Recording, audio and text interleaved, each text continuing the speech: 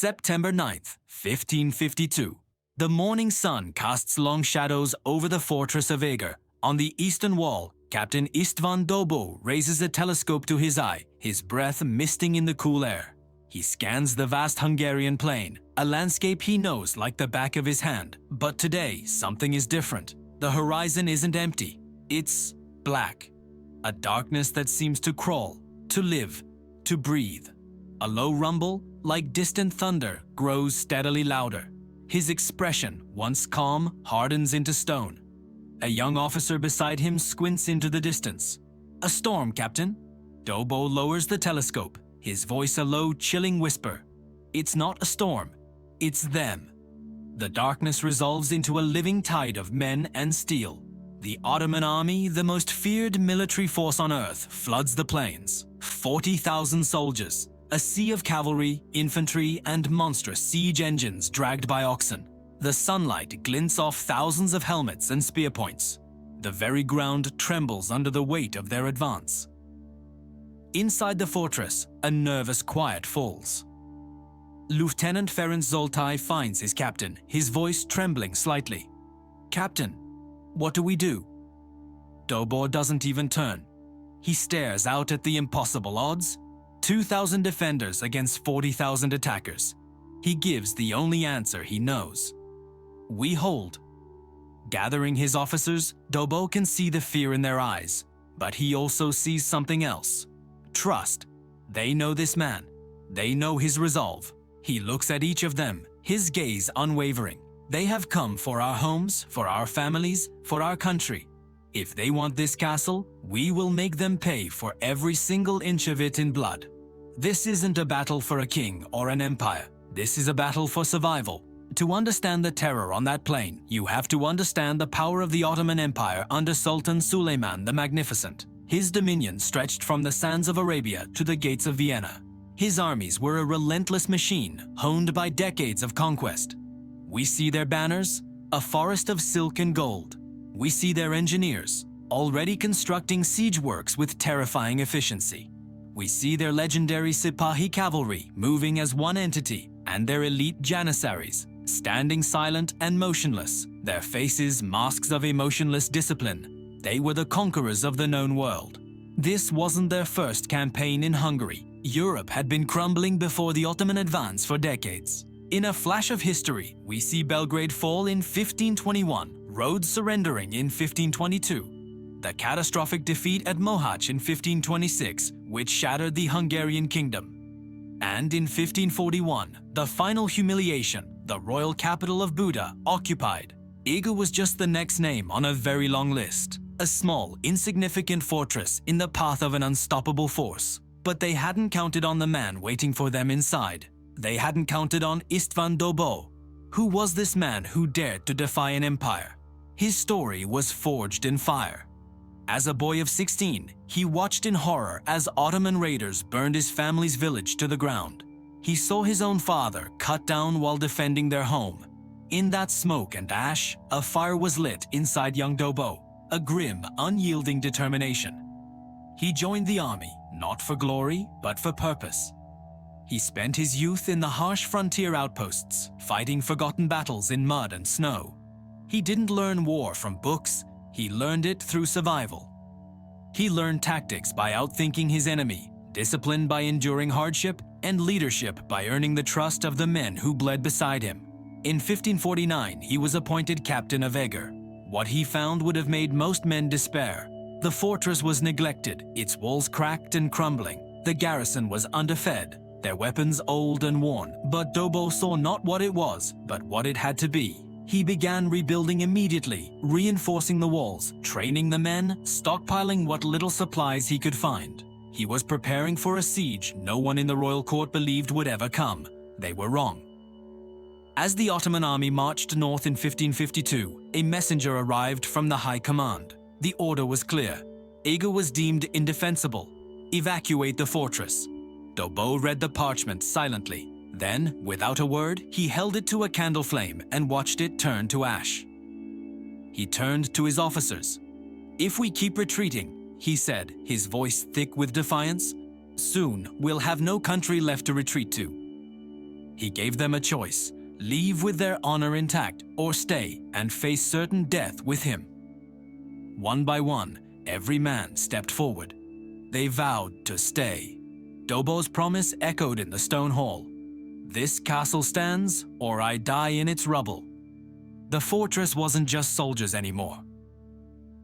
As news of the approaching army spread, the gates of Eger opened to a flood of refugees. Endless lines of wagons carrying families and their few worldly possessions choked the roads. Farmers, priests, blacksmiths, women, and children poured in, their faces etched with fear.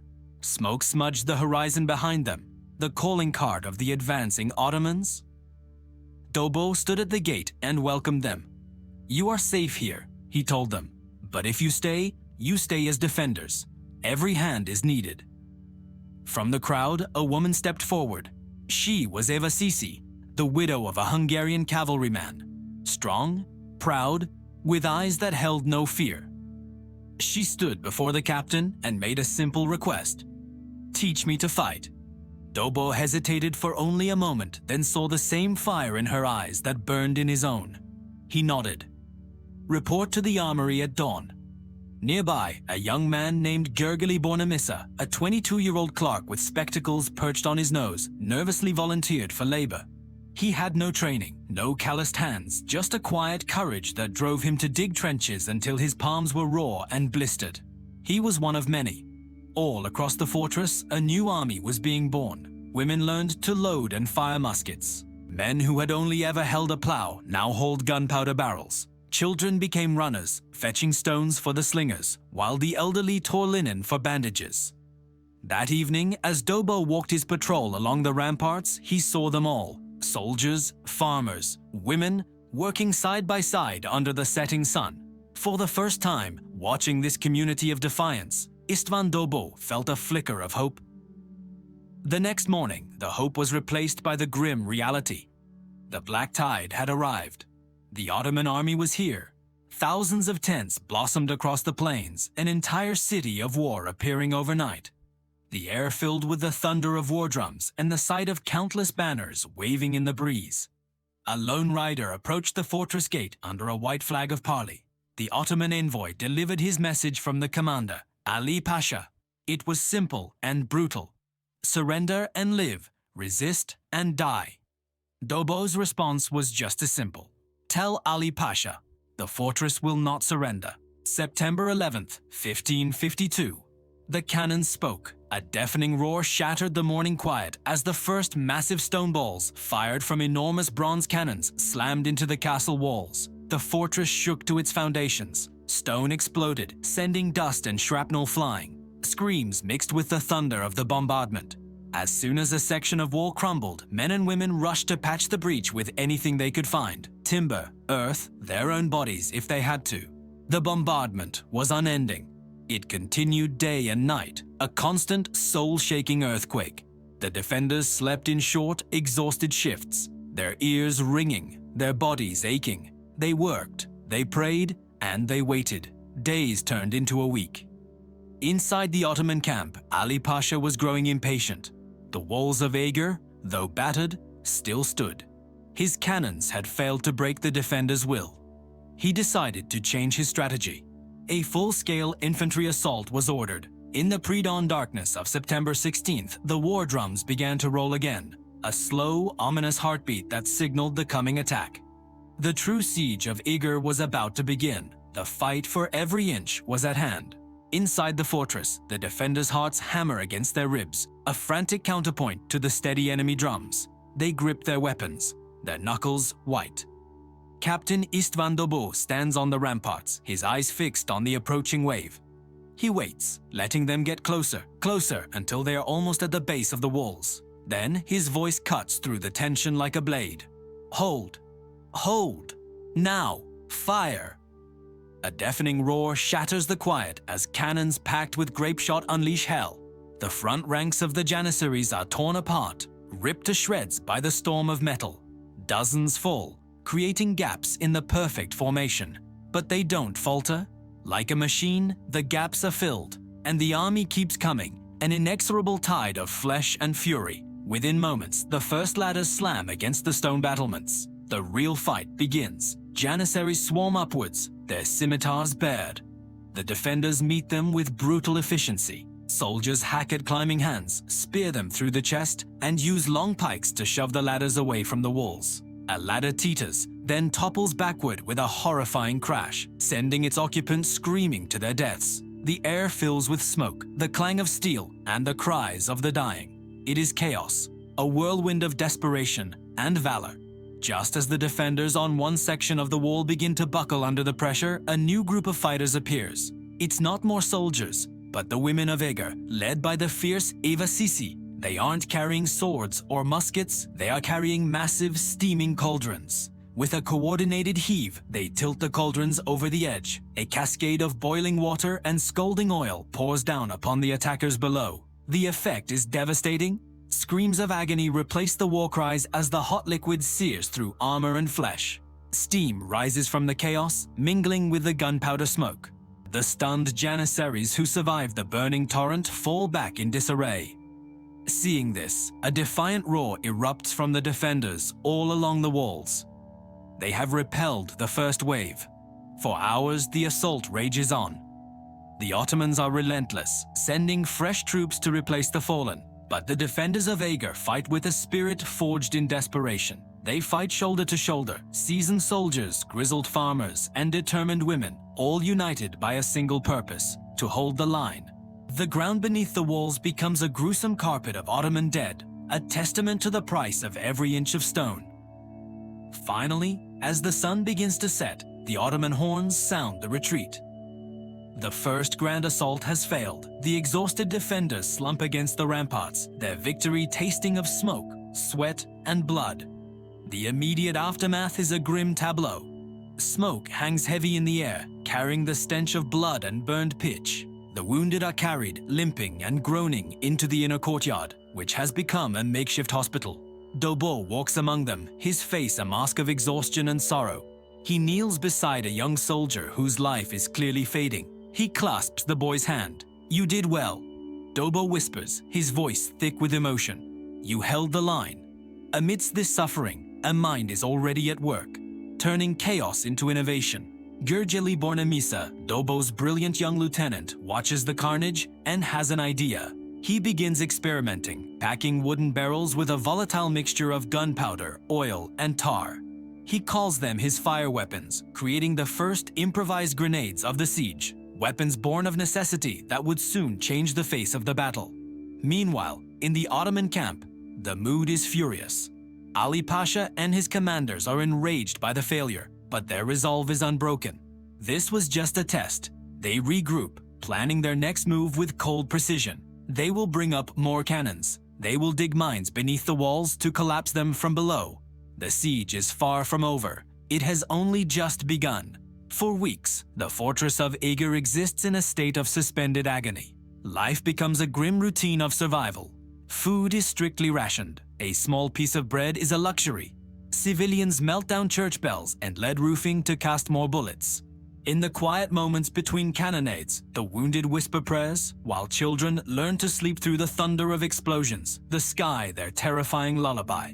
The Ottomans launch their second and then a third assault. Each wave is more organized, more brutal than the last. They attack with renewed fury, determined to crush the defiant little fortress. But each time, Dobó is there, a rock in the storm, rallying his flagging troops. "We fight for God, for our country, and for every stone of this castle," he roars, his voice cutting through the din of battle. Éva Síszi becomes a legend in her own right, seen darting along the walls under heavy fire, reloading muskets for the men, her face smudged with gunpowder, but her eyes blazing with defiance. Then, Bornemisa unleashes his terrifying invention. During a brutal night assault, he and his men roll their flaming barrels down the slopes toward the Ottoman siege trenches. The barrels careen into the enemy lines and explode in spectacular fireballs, tearing through men and earthworks alike. Flames leap into the night sky, and the Ottoman camp is thrown into panic and confusion. From the walls of Eger, a ragged but triumphant cheer goes up. As the siege drags into late autumn, a new enemy joins the fight: winter. A cold, relentless rain begins to fall, turning the battlefield into a quagmire of mud and blood. Hunger gnaws at both sides, but the vast Ottoman army, bogged down in the cold, begins to suffer from disease. Dysentery and fever spread through their ranks, doing what the defenders' swords could not. Seeing his army weakening, Ali Pasha knows he has one last chance. He orders an all-out final assault. Every cannon, every ladder, every remaining soldier is thrown at the walls. For 3 days and 3 nights, the fighting is continuous, a relentless storm of violence. The defenders are on their last legs, barely able to stand, their bodies bruised and their spirits frayed. But somehow, impossibly, Eger still holds. Then, one morning in late October, the thunder of the cannons falls silent. The defenders, peering cautiously over the shattered ramparts, see an unbelievable sight. The Ottoman army, the most powerful military force on earth, is breaking. Their morale shattered by the endless resistance, the disease, and the coming winter. They are packing their tents. They are retreating. A profound silence descends upon the valley, broken only by the wind whistling through the broken fortress. Eger stands. Its walls are shattered, its towers are rubble, but its gates remain closed. István Dobó stands on the highest remaining rampart, looking out over the now empty battlefield. He sees the remnants of an army of 40,000, now gone. He is exhausted, wounded, but triumphant. And in the quiet of the dawn, he whispers to himself, "We held." The defense of Eger became an immortal legend, a story told for generations. Historians would call it the miracle of Eger. A small, outnumbered fortress that, by all logic, should have fallen in days, but refused to break.